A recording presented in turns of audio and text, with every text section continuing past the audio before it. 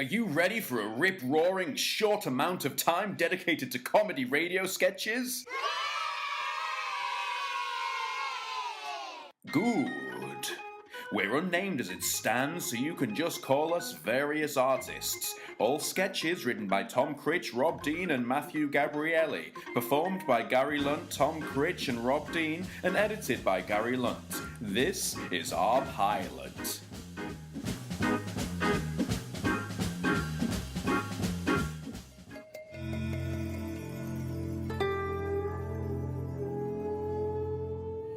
Well, hello there. Hi. It's lovely to see you again. You charmer. You're looking very well. Too kind. Welcome again, listeners, to Tom and Gary's It's Absolutely Lovely to See You section, where every week we sit back, switch off, and have a nice little chinwag about the softer side of life. Think of us as a big, soft chocolate log, giving you a break from the impossible-to-chew treacle toffee that is reality. Great analogy there, Tom. Oh, thank you, Gary. Now this week, we're going to discuss a lovely little topic, something we think you'll really enjoy. Absolutely. This week, we're discussing the top 10 worst things to say during the act of sexual intercourse. We asked 100 members of the public what is a surefire verbal no-no during a hearty spot of romping bonking, and here's what we've got. Let's dive right in then, shall we? That should be on the list. Shall we make that number 10? I can't see why not. Lovely. Number 10. Let's dive right in, shall we? Bit of double entendre to kick things off. Number 9. Can you smell gas? Highlighting the extremely irritating timing of both a gas leak and or rectal functions. Number 8. I just swallowed some sick. Number 7. Have you checked the back doors closed? Cheeky little innuendo there. No, I think that person is genuinely asking if the back door to their house is closed. Oh. That shouldn't really be on the list then, should it? I doubt anyone gives a stuff. Lovely. Number 6. This is so much better when the other person's alive. Number 5. You know Joe Hughes is in Holby City tonight. Ouch. Number 4. That's not how your brother does it. Number 3. What was the number of that sexual health clinic? Oh, if I had a penny for every time I'd heard that, I'd be 4 pence up right now. Number 2. Oh, God, you can certainly do that again, Mum. And at number 1, the absolute worst thing to say during sexual intercourse is Sally Webster. Lovely.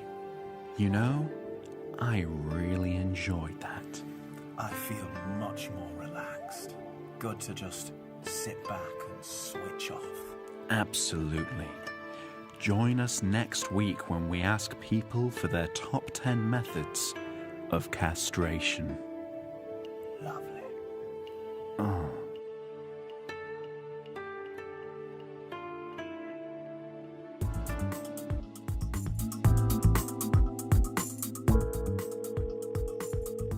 Hello? Hey Gary, it's Tom. I was just wondering if you and the guys wanted to do something this weekend.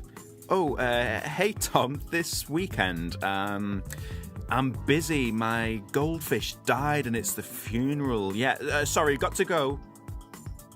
Do you ever feel like your friends don't want to be around you? Yeah. Think a loved one is lying about where they're going but can't prove it? Yeah. Wake up in the middle of the night paranoid that everyone else is at a really cool party which they haven't invited you to? How did you know that? Then you need Google Stalk, the latest app from Google that'll let you know where your friends and family are 24 hours a day, 7 days a week. Simply give Google as much personal data on your friends as you can. Then Google will track their location, letting you know where they are, all the time. I don't know. It seems awfully complicated. It's really very simple. Just listen to these testimonials. I used Google Stalk to follow my wife. Every Thursday, she claimed she was going to Zumba. However, I didn't believe her because our local gym does Zumba on a Tuesday and Friday. Then she came up with some shit about going to another gym, but I wasn't having any of that, so I installed Google Stalk and followed the lying bitch to her lover's house. Now I'm serving a 15-year sentence at Her Majesty's pleasure. Thanks, Google Stalk. See, it's oh so simple to use. Great! I'll give it a go. Hi, Tom. Hey, Gary. Where are you? Me? Oh, I'm just at my nan's. Really? Are you sure you're not at Burger King with everyone? No. Why would you say that? Because I can see you through the window, Gary. Google Stalk, letting you know where everyone is all of the time. Terms and conditions apply. Google Stalk will ask for all of your personal data. This data may be sold to third parties such as pirates, organ smugglers, and Scientologists. Google Stalk is a fun app that should be used for fun. Any association the app has regarding criminal activity is purely coincidental. Google Stalk is free but may have in-app charges. Please seek Bill Pay's permission before downloading. In the event of your life falling apart, do not attempt to sue Google Stalk. Seriously, we know where you live. Got it? See the website for full terms of use.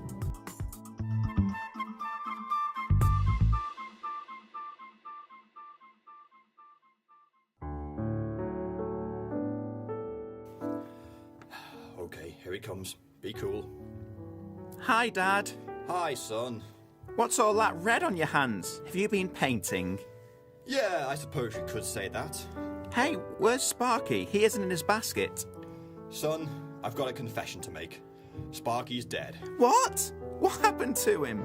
Well, son, Sparky was an old dog. No, he wasn't. He was only 2 when we got him, and we've only had him a year. That makes him 3. Yes, I guess you're right. But even the youngest of us can suffer from poor health. But he was fine yesterday when I took him for a walk. He caught a squirrel. He even climbed up a tree to get it. Yes, but even the youngest and most robust of us can fall afoul of some cruel act of fate. How did he die? There was a tragic accident. What happened? I kinda hit him on the head with a big stick. Oh my God, I thought you said it was an accident. It was an accident. He wouldn't shut up, so I hit him with a stick. I didn't mean to. How could you do such a thing? You'd be surprised what a man can do after a bowl of gin. You're terrible. What are we going to tell Rachel? Oh, Rachel, your sister. She's only 5. We'll get her a toy dog and say it's real. She's 10. Okay, whatever. We'll tell her the truth. It'll prepare her for when someone really close to her dies. Anyway, help me move the body. I can't lift him by myself. The bereavement has left me feeling all weak and helpless. I'm taking back that world's best dad mug I got you. Son, I've got a confession to make. I broke that mug weeks ago. Come on, let's go.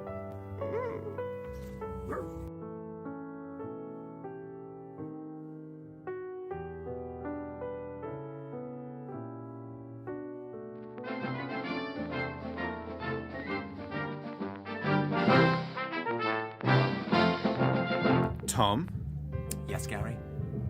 what is love? Love is like light.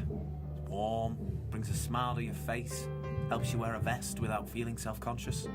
Love is all that matters, Gary. It's like finding a box of Jaffa cakes at the back of a cupboard. It's something you feel deep inside. Like an endoscopy? Exactly. Like an endoscopy of emotion. Tom, Yes, Gary? I think I'm in love. Oh, fantastic. I'm chuffed for you. What's her name? Angela. Angie. Angie. What does she do? She's the German Chancellor. Angela Merkel. Yeah, do you know her? Well, I've seen her on TV. Isn't she amazing? The way she handles her fiscal policies. What a woman. Have you ever actually met her? In person, no. But in spirit, I like to think we are one. Something about the way she moves. Attracts you like no other lover. Other lover? What, is she seeing someone? Have you heard something? I'm not entirely sure, but I think she's married, mate. No! Hang on, I'll Google her. Married? After everything we've been through, I don't believe it. I shan't believe it. Yep, her husband is Joachim Sawyer. He's a quantum chemist. What the hell is a quantum chemist? Right, that's it. I can't just sit here while some other man whispers sweet nothings in her ears and feeds her strawberries while she reclines naked on silken sheets. I'm gonna ring her. You're gonna ring the German Chancellor? She can't toy with my emotions like this. I'm a human being. Here we go. German consulate. It's impressive you have that number to hand. Well, you never know when you're gonna need it, do you? Hang on, it's ringing. German consulate. Rob speaking. Right, you can tell I've had enough of... Rob? Hey, Gary. I didn't know you worked for the German consulate. Yeah, my uncle Heinrich got me an interview. What can I do for you, fella? Is Angela in? Angela who? Merkel, the Chancellor. Hang on. Sophia, is Angela in? What's it regarding? Right, you tell her I'm sick of being made a mug. If she wants to salvage this relationship, then she better get her priorities straight. Okay, and shall I tell her that in German or English? German. Adds more punch. No worries, man, will do. Auf Wiedersehen. What'd they say? They'll give her the message. You've done the right thing. I'll never love again.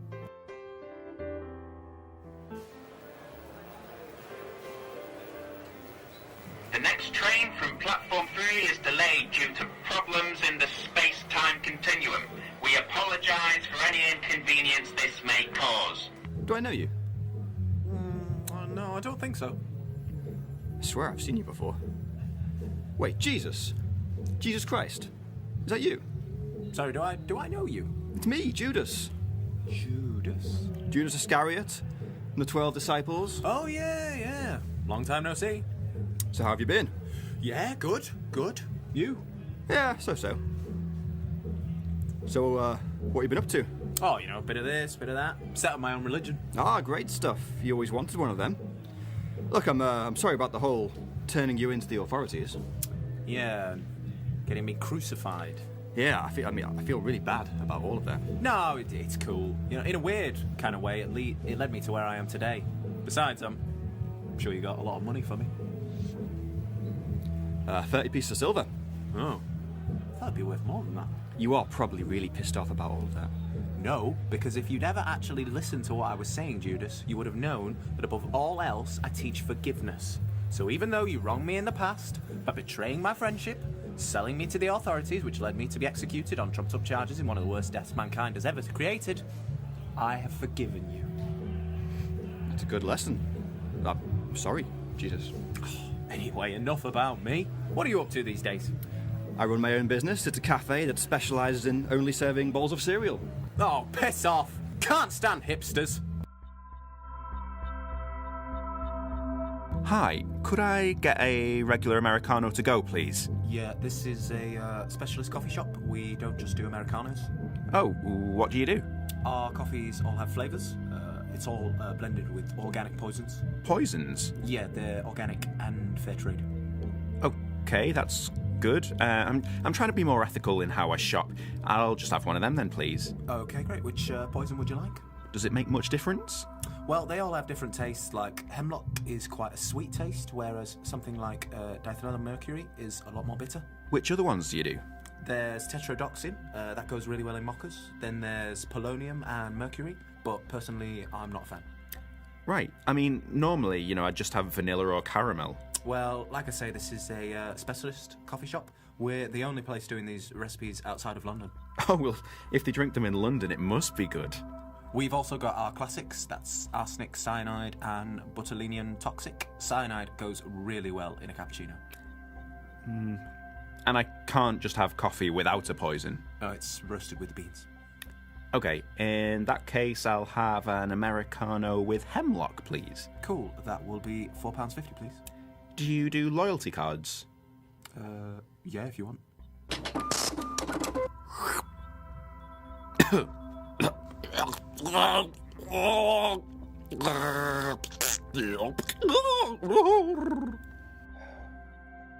Next, please.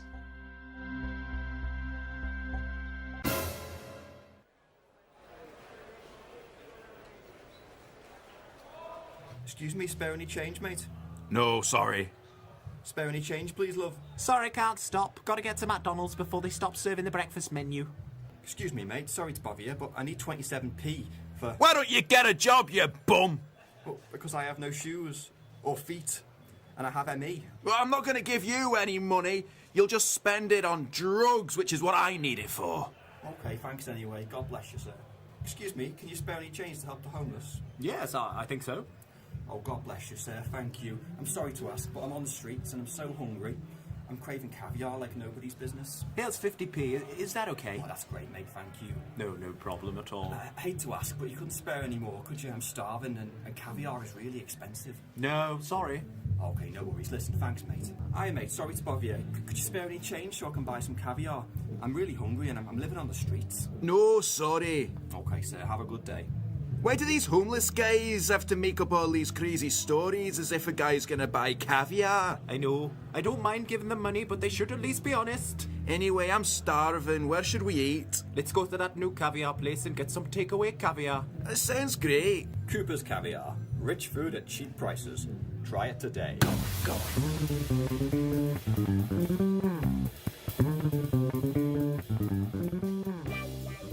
And welcome to Tech Time. Today we'll be speaking to our resident tech expert, Tom Critch, and seeing what newfangled electronic gizmo he's been manhandling this week. Tom, lovely to have you. Hello, dear boy. Nice t-shirt. Oh, cheers. Any reason why you've got the words "paper can suck my arse" written in big letters across your chest? Well, Gary, I've been working quite closely with the ebook community recently. We're just trying out some slogans that they're thinking of rolling out nationwide. It was either this or "trees are twats, read an ebook, you gimp." Okay, now this week's Tech Time. What have you got for me? Shoot. Okay, one word, Gary. Tinder. Heard of it? I'm guessing that's some kind of wood. That is exactly what I said. Now, after doing a bit of research and leaving several voicemails from Mother Critch, turns out Tinder is a new dating experience which attempts to streamline all the crap, meeting someone by chance, bridging the vacuum between two disparate personalities, finding things in common, working on trust and communication, and it gets right to the shagging. Brilliant. So, you've been having a bit of a fiddle then? Well, you know me, Gary, I like to get right into the trenches. Go deep into the trenches. Balls deep into the trenches. You're a digger. I'm a digger, Gary. Think of me as half man, half tech, half mole. I'm not sure the mathematics of that add up, Tom. Oh, Gary, you're such a square. It's the 21st century. Think fourth dimensionally. Like a square, you mean? Fuck off, Gary. So, tell us about Tinder. What have you learned? Oh, I have learned tons. Loads. Loads of tons of loads. Made some notes on my experience. Those notes there? Yeah, sorry about the stains. Chocolate sauce is a bit of a nightmare to get out. I can assure you, though, it's not shit. Can I have a read of those? Yeah, sure. Tom, Yeah. these aren't really notes, are they? Well, they're more aids to memory. You've only written one thing. Yeah, but it's the most crucial thing to remember when using the software. Must not stick my dick in Tinder. Like I say, aid to memory. So would you recommend Tinder to the man on the street? Well, I'm going to be totally honest with you, Gary. I didn't really have enough time to get to grips with its intricacies and features, so I gave myself what you might call a crash course overview of Tinder. And how was that? Yeah, it was alright, yeah. In the end, I just chased women up and down Piccadilly Gardens, screaming the word Tinder at them. And? 2 women are attempting to claim child support, and I'm being sued by UKIP. UKIP, you say? Well, they thought Tinder was some kind of Islamic cry to arms. Wow. Well, Tom, as always, you've smashed Tech Time and given us a lot to think about. What's next week? Oh, very excited about next week, Gary. Next week, I'll be weighing up the pros and cons of bumming an iPad. Super. Till next week, then.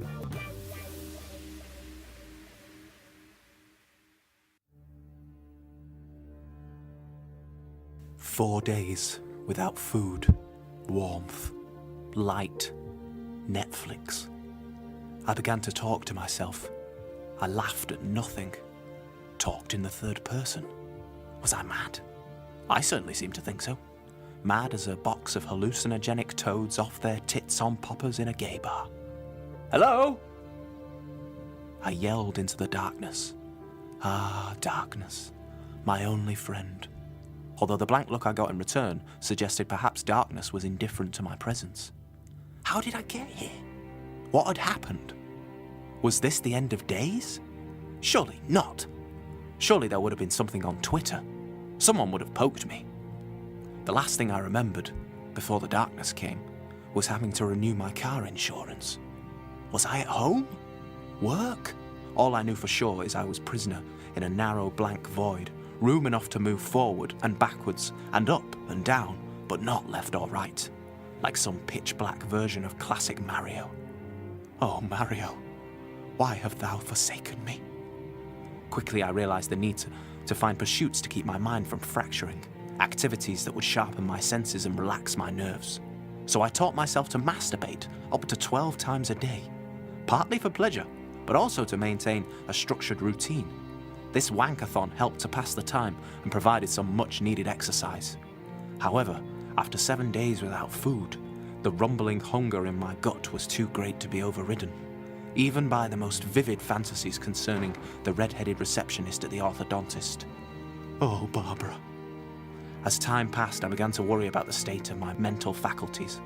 My brain was beginning to conjure up absurd notions that seemed all too plausible to a weakened will. I became convinced there were licorice all-sorts in my underpants, that the Beatles had 5 members. Most disturbing of all these notions was I started to imagine that my fingers were chips. Hand-cut chips, fried in fat and soaked in mayo. I could almost smell them. Soon other parts of my body acquired a mouth-watering quality. My legs were juicy, succulent racks of lamb. My ears were fat Tiger King prawns. Penis a curled gourmet sausage. Balls the finest buffalo testicles the savannah had to offer. I then surmised, perhaps all too reasonably, that my only hope of survival was to eat myself. I started with my left arm. It was the hardest thing I've ever had to bite through, and I once ate a bar of Highland toffee with the wrapper still on. I bit as hard as I could, and even then the skin scarcely broke. Chomp. Chomp. God, I miss chomps. One more hard, teeth-gnashing chomp, and finally, there, I'd done it. I'd bitten through flesh. I would have high-fived myself if not for the crippling pain in my arm. Once torn, the flesh came away easily, like when you're picking at a single loose fleck of skin around your fingernail, and before you know it, you've got an index digit like the Grim Reaper. Soon I gnawed down to the bone. Down to the bone, and I'd only vomited 6 times. I call that progress, people. What was it like? Honestly, the meat in my arm was tender, probably due to all the masturbation. It tasted strangely like corn on the cob. Blood poured down my throat like a savoury Horlicks. It was glorious. Of course, I nearly choked when I'd realised I'd eaten my watch. It hadn't tasted particularly bad, but it did cost me a month's wages. If I ever see another human, at least I'll be able to say it cost me an arm and a leg, which will be funny. As I fell asleep, I wondered if eating myself would make me twice as big, or whether I'd vanish entirely. Sleeping with a full stomach was like dying happily after sex. That old adage was right. You are what you eat. I laughed heartily and nodded off. My feet tasted like leather and rubber. Why would they taste like... shoes. Right. My stomach presented a somewhat paradoxical challenge. I'd swallow and it would pass down my throat, and then pop out of the pink sack where it used to be. Do you know how time-consuming a paradox can be to eat? And it gives you an absolute nightmare of a headache. Eating my head certainly seemed to help with that. My body provided food for a whole week, until finally I was just a mouth. An empty space that was once enclosed within lips, teeth and cheeks. I'd gone too far to turn back now. Through great effort of will, I managed to swallow my mouth too. I felt myself folding into absence. I was gone. All that remained was an implausible and utterly insatiable craving for dessert.